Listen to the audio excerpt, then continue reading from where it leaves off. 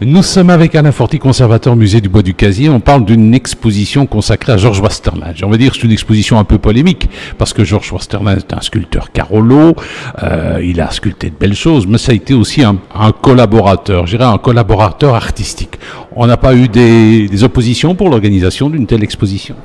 Jusqu'à présent, pas. Il y a eu quelques échos dans la presse lors du 1er mai, comme quoi on nous reprochait d'exposer quelqu'un qui avait collaboré avec l'occupant pendant la Deuxième Guerre mondiale, mais on n'a pas de soucis. Bien évidemment, cette exposition, on l'a fait la plus sérieusement possible, la plus objectivement possible, sans rien cacher.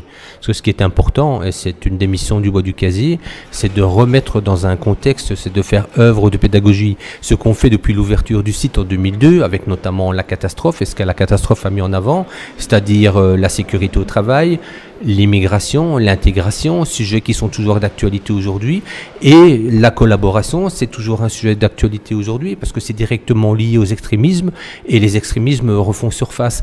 Donc c'est important de parler de cette collaboration et de dire comment on peut être amené un jour à collaborer.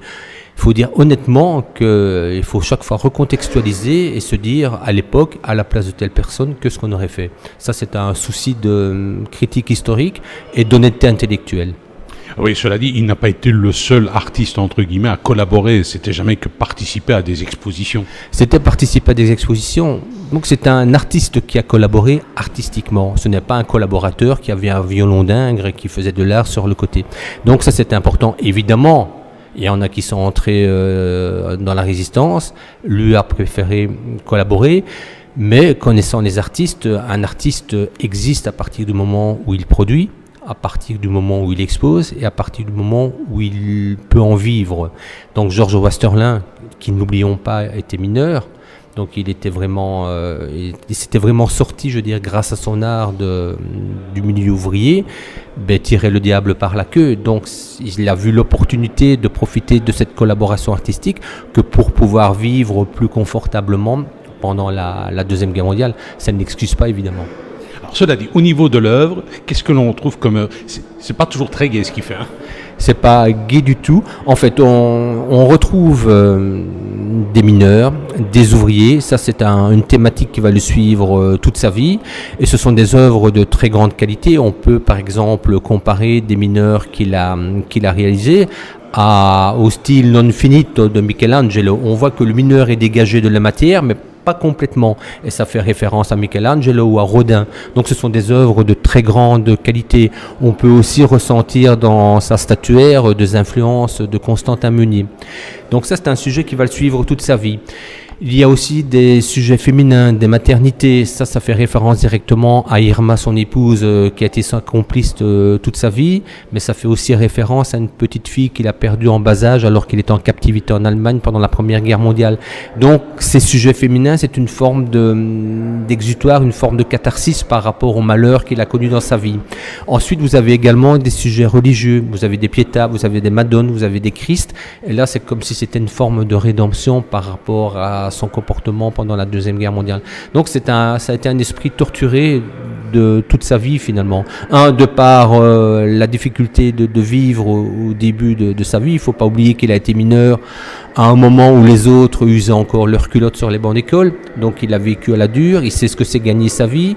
Ensuite, il y a eu la collaboration, ce qu'on lui a fait payer après la Deuxième Guerre mondiale. Donc il a été condamné. Il a payé sa dette. Il a payé sa dette. Même si c'est une tâche indélébile, il a payé sa dette. Et je pense qu'on ne peut pas être jugé 2 fois pour le même crime. Donc il a payé sa dette.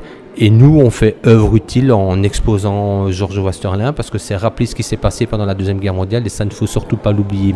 Et aussi, c'est lié aux obligations d'un site comme le Bois du Casier qui est reconnu comme musée. Le Conseil international des musées, l'ICOM, pour reconnaître un musée, il y a différentes règles à respecter. Il y a l'acquisition, ça a été la donation de Claude Simon. Il y a la conservation, il y a l'étude de ces œuvres, mais aussi la valorisation et l'accessibilité à un plus grand nombre. Et ça passe obligatoirement par une exposition.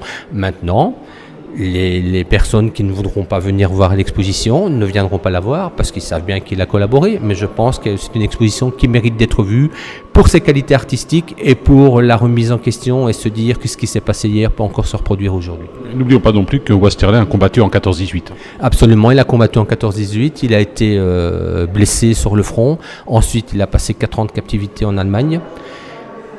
Donc voilà. Donc, alors cela dit, il y a l'exposition, mais par la suite, comment allez-vous? Parce que le musée doit aussi mettre en valeur les conditions, les collections, les donations. Comment vous allez faire pour mettre en valeur finalement ce beau patrimoine? Je pense que vu le nombre d'œuvres d'art que l'on a, de plus en plus, on va faire une section consacrée aux œuvres qui représentent la mine notamment et le monde ouvrier au sens large, et ça permettra de présenter une grosse partie de la donation de Georges Wasterlin. Merci.